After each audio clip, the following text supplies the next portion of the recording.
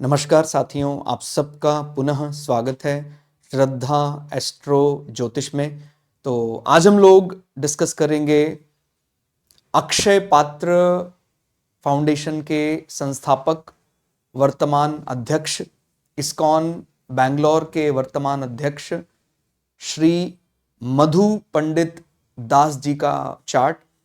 और इनके चार्ट से हम क्या क्या वो कॉम्बिनेशन समझ सकते हैं, जो कॉम्बिनेशन इन्हें ना सिर्फ आधुनिक विद्या का भी प्रकांड विद्वान बनाते हैं, बल्कि आध्यात्म शास्त्रों पर भी बहुत अच्छी पकड़ देते हैं। और निश्चित रूप से यदि अक्षय पात्र जैसा जब ऐसा कोई हम नींव रखते हैं तो हमारे चार्ट में भी खुद भी ऐसा कोई बल जरूर होना चाहिए। आप जरूर जानते होंगे अक्षय पात्र संस्था जो वैसे महाभारत में उल्लेखित द्रौपदी के अक्षय पात्र से संबंधित है कि कितने ही लोगों को भोजन करा दिया जाए लेकिन वो कभी वहां उसमें भोजन समाप्त नहीं हो सकता है। तो कहीं ना कहीं हमारे खुद के कुंडली में भी रसोई घर, किचन, मदर, केयरिंग हाउस का बल हमें होना चाहिए। तो आइए शुरुआत करते हैं, देखते हैं कि क्या क्या चार्ट हैं, चार्ट में कॉम्बिनेशन कौन कौन से अलग अलग वर्ग कुंडलियों में कॉम्बिनेशन ऐसे हैं जो श्री मधु पंडित दास जी को एक महान व्यक्तित्व बनाते हैं। तो शुरुआत करते हैं। सबसे पहले जब भी हम कुंडली विवेचना करते हैं तो हम लग्न, लग्नेश, चंद्र, चंद्रेश पर चर्चा करते हैं। तो आप जानते हैं जो भी ज्योतिष पढ़ रहे हैं, मोक्ष राशियां भौचक्र की मानी जाती हैं 4, 8, 12। कर्क राशि, वृश्चिक राशि और मीन राशि। तो श्री मधु पंडित दास जी को जो लग्न मिला और जो राशि मिली, दोनों ही भौचक्र का मोक्ष भाव माना जाता है। ठीक हो गया, यानी मीन लग्न मिला और वृश्चिक राशि मिली। ठीक हो गया।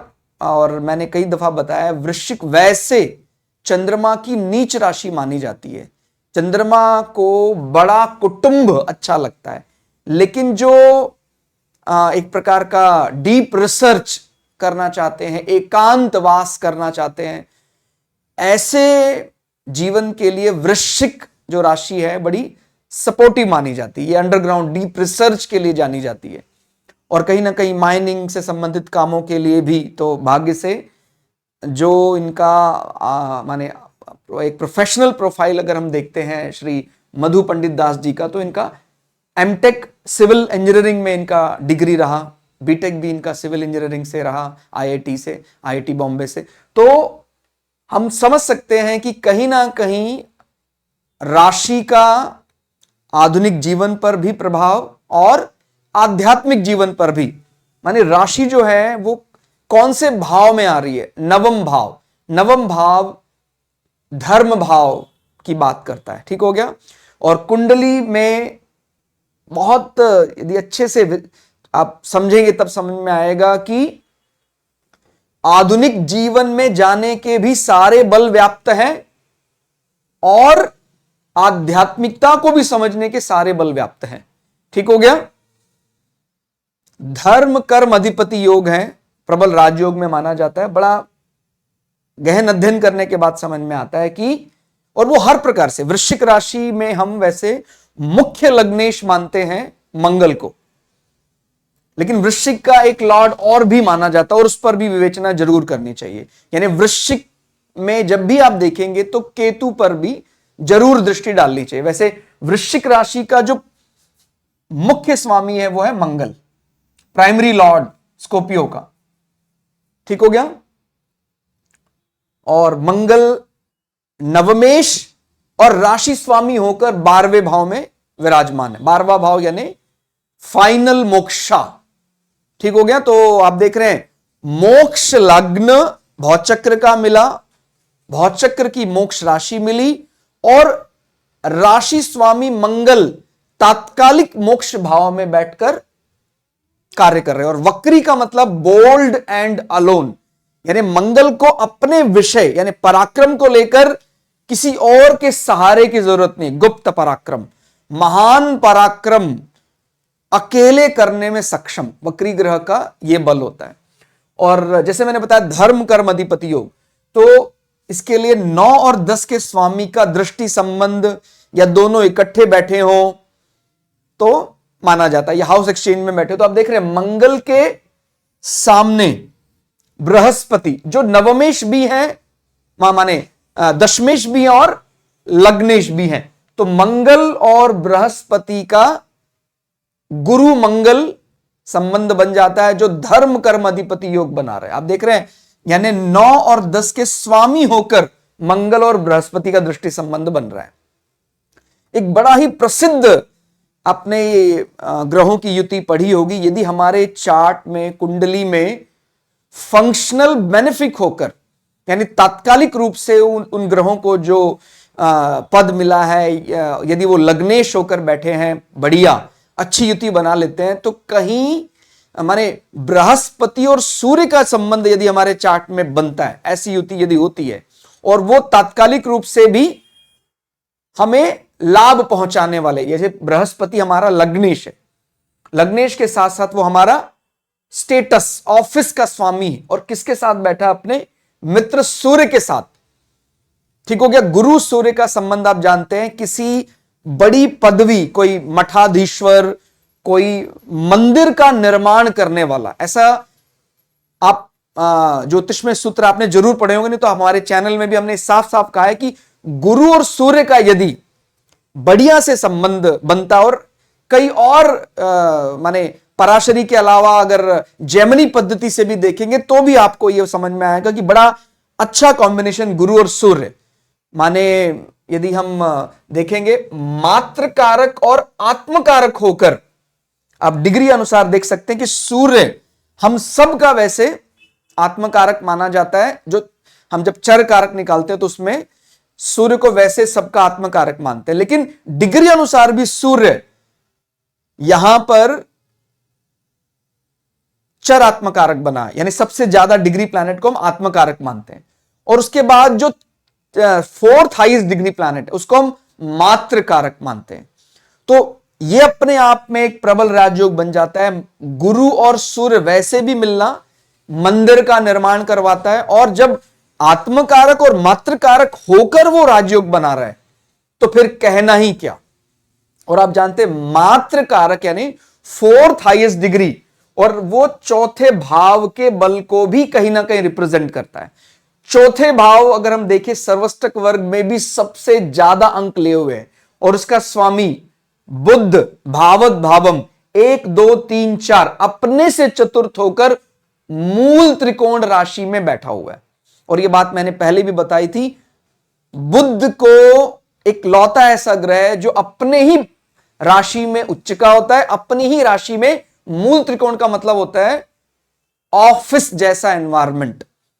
हालांकि चतुर्थ भाव को हम मातृत्व, मदर लैंड, किचन, इन सब चीजों के साथ रिलेट करते हैं, लेकिन यदि वो मूल त्रिकोण का काम करेगा तो वो बल कहीं ना कहीं स्टेटस, माने जब हम बोलते हैं मूल त्रिकोण यानी ऑफिस के लिए ज्यादा अच्छा माना जाता है। ठीक हो गया। तो हम समझ सकते हैं मरकरी अपने से चतुर्थ होकर भावत भावम, बड़ा प्रसिद्ध है, चतुर्थ से चतुर्थ होकर मूल त्रिकोण में बैठा हुआ है। ठीक हो गया। और ज्येष्ठा नक्षत्र आप जानते हैं नक्षत्र गंडांत माना जाता है, तो शुरुआती कुछ चैलेंजेस आते हैं माता पिता के लिए, जैसे बहुत ही अच्छे परिवार, वैज्ञानिक परिवार से संबंध रहा, और माता पिता की सभी की ऐसी इच्छा रहती है कि भाई कुछ ऐसा बड़ा आधुनिक पद प्राप्त हो। तो जब हम शुरुआत करते हैं, कोई बड़े मिशन की शुरुआत करते हैं, तो शुरुआत में ऐसी समस्याएं हो सकती हैं कि भाई जैसी इच्छा रही माता पिता की, शुरुआत में थोड़ा समझने में दिक्कत हुई, तो नक्षत्र गंडांत माना जा सकता है। ठीक हो गया। ज्येष्ठा नक्षत्र गंडमूल नक्षत्र है। तो और आप जानते हैं वैसे भी हम अपने लिए जब डिस्कस करते हैं, हालांकि जब हम महापुरुषों की बात करते हैं, कोई आध्यात्मिक चिंतन में जो लोग चले गए, उन पर हम कोई सामान्य रेमेडी लागू नहीं करते, लेकिन हमने इनका चार्ट क्यों चुना है? हमने इनका चार्ट चुना है ताकि हम अपने जीवन में माने जो हम अभी तक मैं तो अपने आप को बहुत ही माने एक निम्न दर्जे का जीव मानता हूं। तो अगर हम अपने जीवन में कुछ ऐसा इनके चार्ट से सीख सकें, इनके चार्ट के जरिए अपने जीवन में कोई शंका समाधान कर सकें, इनके चार्ट के जरिए अपने देवता को समझ सके, तो हम क्या मानते हैं, यदि हम में से किसी का ज्येष्ठा नक्षत्र है तो उसके लिए जो वैदिक देवता की उपासना करने के लिए कहा जाता है वो इंद्र, यानी मेघों का राजा। तो भाई हम अपने हिसाब से अपने मन मुताबिक अलग अलग प्रकार के चित्र लगाते हैं, लेकिन यदि हमारा ज्येष्ठा नक्षत्र ही है, नक्षत्र गंडांत गंडमूल नक्षत्र है, तो हमें खास करके देवराज इंद्र की उपासना करना, मेघों के राजा ऐसा मानकर उनको समझना, ये बहुत बढ़िया होता है। यानी रूटीन के जो चैलेंजेस आते हैं उसके लिए एक बार नक्षत्र के देवता पर जरूर विचार करना चाहिए। ठीक हो गया। और ये बहुत बड़ी बात है, मोक्ष लग्न मोक्ष राशि भवचक्र के स्वामियों का आपसी दृष्टि संबंध साथ साथ धर्म कर्म अधिपति योग बन रहा है। आप जानते हैं धर्म कर्म अधिपति योग सबसे उच्च दर्जे का राजयोग माना जाता है, जहां धर्म भाव का कर्म भाव के साथ मिलन हो जाता है। मतलब हमारा स्टेटस कोई टारगेट ओरिएंटेड नहीं है। मतलब जैसे क्या होता है कि भाई वो टारगेट अचीव करोगे तो आपको स्टेटस मिलेगा, ऐसा नहीं है। वो ठीक है, हम अपने मन से कार्य तो कर ही रहे हैं, लेकिन ऐसा नहीं कि भाई वो मैं अचीव नहीं कर पाया तो मेरा स्टेटस डाउन हो जाएगा। काम तो हमें करना ही है पूरी लगन से। तो जनसामान्य को किसी के भी चार्ट में यदि ये सबसे प्रबल राजयोग में से एक माना जाता है, धर्म कर्म अधिपति योग, यानी 9वें और 10वें भाव के स्वामी यदि युति कर रहे हैं, दृष्टि संबंध बना रहे हैं, ग्रह परिवर्तन कर रहे हैं, तो उसका स्टेटस कोई मोहताज नहीं होता है कि भाई वो माइलस्टोन अचीव करेंगे तो आपको प्रमोशन मिलेगा, नहीं तो नहीं मिलेगा। वो चलता रहेगा ऐसा जातक, तो भी उसका पदोन्नति कह लें आप, उसको सामाजिक प्रतिष्ठा कह लें, यानी दशम भाव। नवम भाव हमारा, जिसको हम कई बार विचलित हो जाते हैं, समझ नहीं पाते। माने यहां धर्म का मतलब कोई पूजा पद्धति से नहीं, मेरी कर्तव्य परायणता, मेरा डेडिकेशन है वर्क के लिए, जो वो मेरा 9th हाउस से देखा जाता है। ठीक हो गया। तो 9th हाउस में ही मन लगा हुआ है, तो पूरी तरह अपने डेडिकेशन माने मन जो है वहीं लगा रहेगा कि भाई मुझे कर्तव्य परायण, तो कोई भी काम करना है संपूर्ण करना है, वहां डीप ज्यादा से ज्यादा। और आप जानते ही हैं कि हम अक्षय पात्र की बात करें, जो संस्था बनाई गई, या मधु पंडित दास जी के जीवन में और भी जो इनको और भी कई कार्यभार दिए गए, पूरी तरह से संपूर्ण उसमें जरा भी त्रुटि ना रह जाए, इतना ज्यादा डीप। माने गवर्नमेंट सरकार ने भी इनके द्वारा बहुत कुछ सीखा। ठीक हो गया। तो निश्चित रूप से धर्म कर्म अधिपति योग का लाभ मिलता है। राहु चंद्रमा के साथ बैठा हुआ है, प्रथम दृष्टा देखने पर मन बहुत ज्यादा विचलित कर सकता है, और किया भी है। माने अभी तो आध्यात्मिक दृष्टि से बहुत उच्च पद पर चले गए, लेकिन जब जीवन शुरुआत हुआ था तो बहुत ज्यादा ये करें ना करें, बहुत ज्यादा उसी हलचल में ही फिर इन्होंने जिस प्रकार से इस्कॉन संस्था को पढ़ा समझा, और फिर अपना जीवन पूरी तरह सेवा में लगा दिया, समाज सेवा में लगा दिया। ठीक हो गया। तो ये एक मन का विचलन तो लाता ही है। माने वृश्चिक का चंद्रमा साथ साथ राहु भी बैठा है, तो अगर हम इसको कंट्रोल कर पाए तो हम सही दिशा दे देते। नहीं तो कई बार ऐसे जीवन में, कई बार माने ये हमारे लिए बहुत बड़ी लर्निंग है कि कैसे वृश्चिक का चंद्रमा राहु साथ बैठा हुआ हो, तो कई बार ऐसे थॉट लेकर आता है कि व्यक्ति बस जीवन का त्याग कर देना चाहिए, क्या ऐसे विचार मन में आते हैं। लेकिन यदि जैसे मैंने बताया इस प्रकार के प्रबल राजयोग बन जाते हैं और इच्छा पूर्ति भाव के साथ धनयोग भी बन जाते हैं, तो व्यक्ति अपने जीवन को किसी तरह संभाल लेता है। ठीक हो गया। तो ये हमें समझना है कि एक सामान्य ऋणात्मक योग किसी चार्ट में बन रहा है, लेकिन अगर उस चार्ट में सामान्य ऋणात्मक योग के साथ साथ कोई बड़ा राजयोग भी आ जाता है, तो फिर हमें उसको एक सामान्य नेगेटिव योग ना मानकर यह मानना है कि भाई अब यहां डबल प्लस लग गया है, इसलिए हम उसको इतना कमजोर ना माने। ठीक हो गया। तो ये बात हम बिल्कुल समझते हैं कि शुरुआत में चंद्रमा और राहु के कॉम्बिनेशन या चंद्रमा के साथ शनि भी सामान्यतः हम अच्छा नहीं मानते हैं। और लेकिन अगर आप ध्यान से देखें, जो मैं बात बता रहा था कि कई माने ग्रह परिवर्तन योगों का मतलब होता है कि जीवन ऐसा चल रहा था, अचानक वो कार्य उसको चला गया, वो कार्य उसको चला गया। माने जीवन की शुरुआत तो इसी प्रकार से हुई थी श्री मधु पंडित दास जी की कि भाई ये एक आधुनिक जीवन में चलेंगे। अचानक से फिर मोक्ष भाव ने कुछ ऐसा किया कि जीवन की पूरी दिशा ही सन्यास की तरफ मुड़ गई। ठीक हो गया। तो अगर हम देखें, शनि और मंगल का ग्रह राशि परिवर्तन हो रहा है। तो जब भी ऐसे ग्रह राशि परिवर्तन होते हैं तो जीवन में कुछ बहुत बड़ा बदलाव अचानक हो जाता है, माने 180 डिग्री पर हो जाता है। वैसे भी मंगल और शनि का स्वभाव एकदम अलग है, लेकिन इन दोनों ने एक म्यूचुअल अंडरस्टैंडिंग कि नहीं, आपको मेरे भाव के साथ कुछ गलत नहीं करना है, मैं आपके भाव के साथ कुछ गलत नहीं करूंगा। ठीक हो गया। और यदि हम एक्वेरियस को जब भी देखते हैं, कुंभ राशि को जब भी देखते हैं, तो उसका सेकेंडरी लॉर्ड भी देखते हैं हम, राहु महाराज की स्थिति क्या है।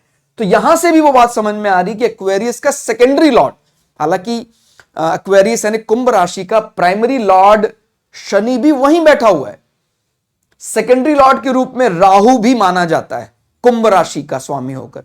तो उस एक्सचेंज का भी फायदा मिल रहा है, यानी 12वां भाव मोक्ष भाव की बहुत बड़ी भूमिका यहां साबित हो जाती है। ठीक हो गया। तो ये बात समझ में आ गई।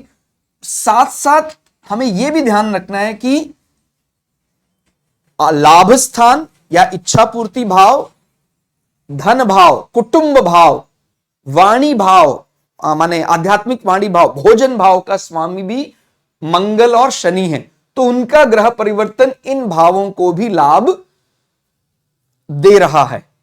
ठीक हो गया। तो यह बात अपने को समझ में यहां आ रही है।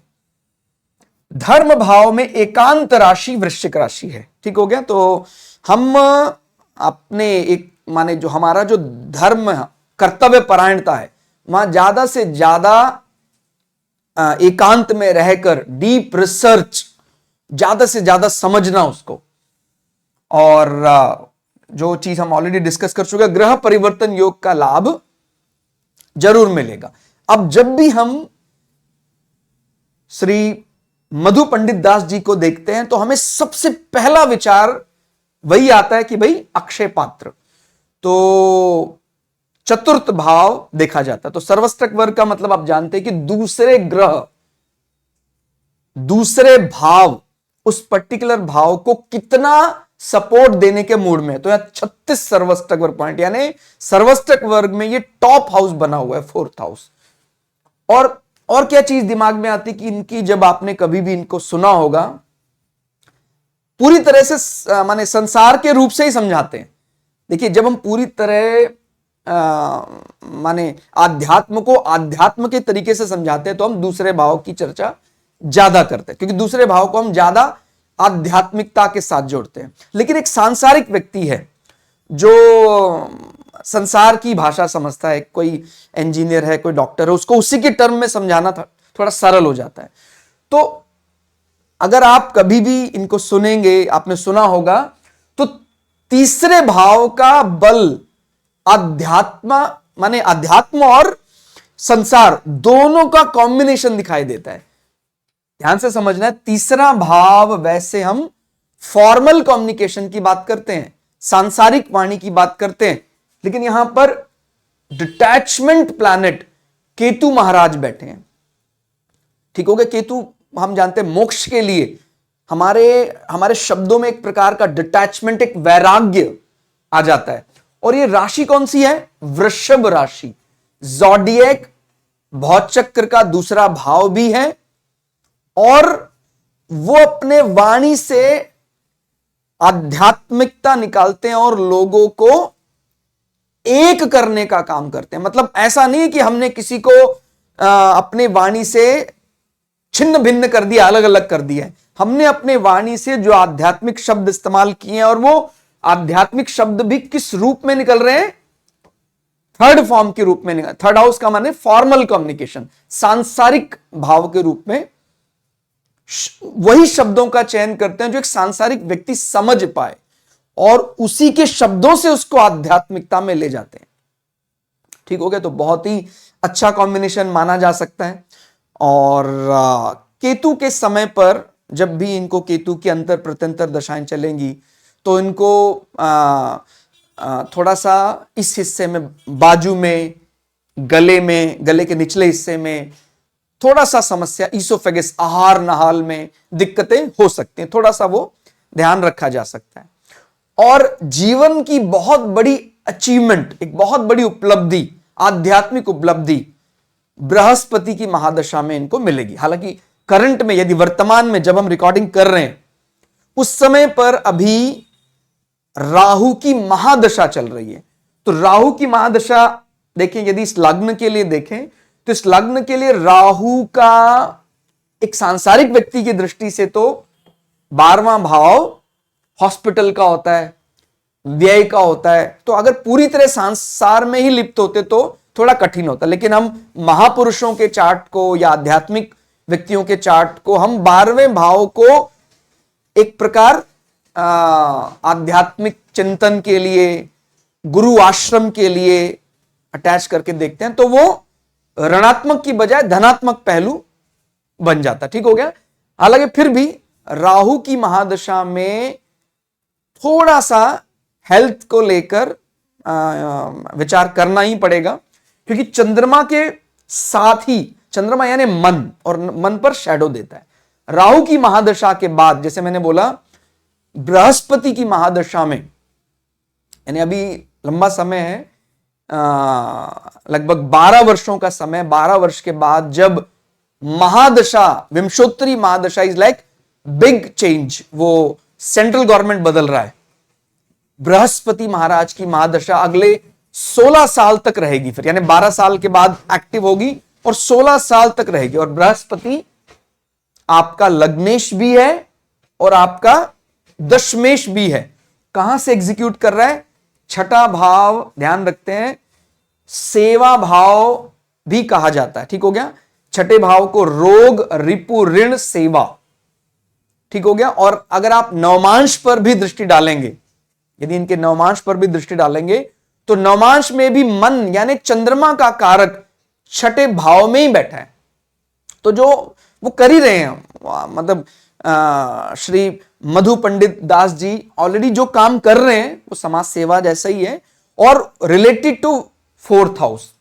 अगर नवमांश में भी नजर डालेंगे तो नवमांश में भी सिंह लग्न, नवमांश लग्न मिला है और लग्नेश सूर्य रात्रि अभिजित मुहूर्त माना जाता है, चतुर्थ भाव में बैठे हुए हैं। चतुर्थ भाव यानी अगेन नर्चरिंग, मदर, किचन, रसोई घर, इस प्रकार के चीजों के साथ रिलेट करके देखा जाता है। तो नवमांश में भी कहीं ना कहीं वो बात की पुष्टि हो रही कि भाई सेवा को जब तक वो करते रहेंगे, जब तक मन दूसरों के व्याधियों को दूर करने में लगा रहेगा, यहां पर लग्नेश और नवमांश में चंद्रमा छठे भाव में बैठे हैं, तब तक अपने लिए कोई ऐसा रोग का भय नहीं रहेगा। ठीक हो गया। तो बड़ा, बहुत ही माने बहुत ही उच्च स्तर का जीवन, इसमें बहुत बड़ा रोल किसका है? चतुर्थ भाव और तृतीय भाव का। ठीक हो गया। यानी हमारा सांसारिक वाणी की जो आध्यात्मिकता है, जो बड़े बड़े व्यक्तियों को सोचने पर विवश कर देता है। ठीक हो गया। तो बहुत ही अच्छा चिंतन है। फिर यदि हम और भी कई चीजों पर विचार कर सकते हैं कि जब भी हम कुंडली पर नजर डालेंगे तो कुंडली में हम ये भी विचार कर सकते हैं, माने ऐसा नहीं है कि जब मैंने ये शब्द इस्तेमाल किया कि धन भाव, लेकिन हमारा जीवन माने धर्म, अर्थ, काम, मोक्ष, हम धर्म का पालन करते हैं ताकि हमें मुक्ति मिल जाए, लेकिन साथ साथ अर्थोपार्जन और कामना पूर्ति भी जरूरी है। तो ये जो मैंने बोला कि 11वें भाव का और दूसरे भाव के स्वामी की युति धन योग बना, इसका अर्थ यह है कि भाई जीवन यापन के लिए अर्थ की भी आवश्यकता है। तो वो अर्थ की कामना भी व्यक्ति की पूरी होती यदि कुंडली में कई प्रकार के धन योग बनते हैं। ठीक हो गया। जैसे अगर आप देखें, पंचमेश कौन है? चंद्रमा। एकादशेश कौन है? शनि। तो यहां चंद्रमा और शनि की युति एक प्रकार का धन योग भी बना रही है। ठीक हो गया। और वो धन योग कौन से भाव से बन रहा है? वो सबसे मजबूत लक्ष्मी त्रिकोण नवम भाव धर्म भाव से बन रहा है। ठीक हो गया। तो इस प्रकार से भी आप कई अलग अलग विषयों को समझ सकते हैं, अलग अलग कई चिंतन कर सकते हैं और अलग अलग वर्ग कुंडलियां भी निकाल सकते हैं। यदि आप देखेंगे तो कई वर्ग कुंडलियों में मीन लग्न ही प्राप्त हुआ है। यानी जब हम डिविजनल चार्ट बनाएंगे तो अब हम ये कहते हैं कि भाई जितने ज्यादा मुख्य लग्न चार्ट है उतना ही वर्ग कुंडलियों में सेम हो जाता है, उतना उच्च दर्जे का जीवन माना जा सकता है। तो माने एक वो चीज हमने पहले भी डिस्कस की थी कि जब केवल एस्ट्रोलॉजी की बात की जाती है, ज्योतिष की बात की जाती है, तो ज्योतिष के नियम एक सामान्य व्यक्ति पर तो लागू होते हैं, लेकिन जिसका आध्यात्मिक चिंतन, जिसका जो तात्कालिक कर्म कहें, ठीक हो गया, बहुत ही उच्च श्रेणी का हो गया हो, फिर उसको संचित कर्म या प्रारब्ध वो परेशान नहीं कर सकते। यानी जो क्रियमान कर्म जिसको कहा जाता है, क्रियमान कर्म अगर हमारा बड़ा अनुशासित हो जाता है तो फिर उसका कोई अगर पूर्व जन्म का कोई ऐसा संस्कार भी है, संचित कर्म में कोई ऋणात्मक पहलू रहा हो या प्रारब्ध में भी अभी जो माने जो वर्तमान में लागू हो गया है प्रारब्ध, उसमें भी यदि कोई त्रुटि हो रही हो तो भी वो दूर हो जाती है। ऐसा हमने पहले भी डिस्कस किया था कि किस प्रकार से कई ऐसे महापुरुषों को जीवन में कुछ कमियां मिली, लेकिन उनका जो क्रियमान कर्म था इतना उच्च दर्जे का था, उसने सारे संचित कर्म और प्रारब्ध के ऋणात्मक पहलू को समाप्त कर दिया।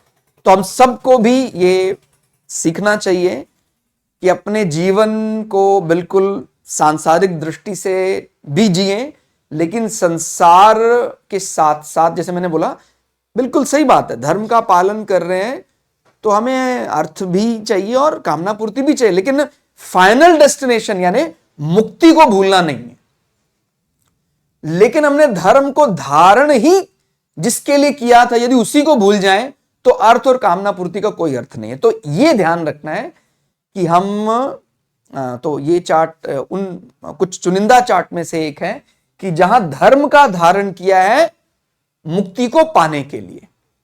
ठीक हो गया। तो आप लोग भी अपने जीवन में, मैं पहले भी बताता हूं सभी, कि अगर चार्ट देखने पर आपको कोई ऋणात्मक पहलू भी दिखाई देता है, बिल्कुल भी घबराने की जरूरत नहीं है। मैंने ये चीज पहले कई बार बताई, आज फिर बता रहा हूं। आपको कोई नेगेटिव योग आपके चार्ट में दिखाई दे रहा है, बड़े विश्वास के साथ कि प्रभु प्रारब्ध स्वीकार है और कर्म हमारा बरकरार है, पूरी अनुशासनता, हम अनुशासन के साथ अपना कर्म करेंगे और जो आपने दिया है सहर्ष स्वीकार है। ये वाक्य ही सबसे बड़ी रेमेडी है।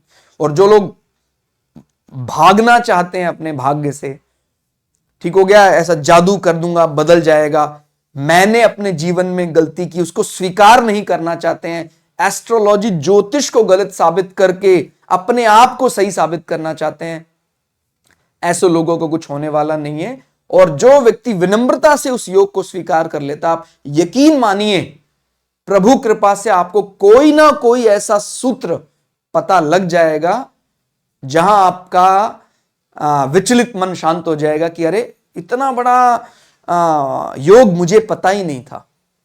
ठीक हो गया।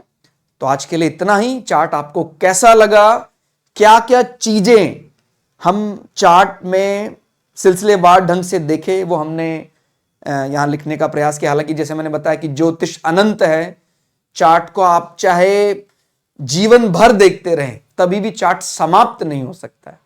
तो वैसा ही अपने माने अपना भी वैसा बल पैदा करें कि समय लगा कर उस चार्ट से ज्यादा निचोड़ निकाला जा सके, ऐसा बल पैदा करें। कौन कौन सी चीजें हैं जो हमने पहली क्लास में देखी थी, अभी नहीं देख पाए, उसको समझने का प्रयास करें। तो मिलते हैं अगली वीडियो में, तब तक के लिए जय श्री भगु पराशरा, जय श्री शुक्राचार्य, नमस्कार।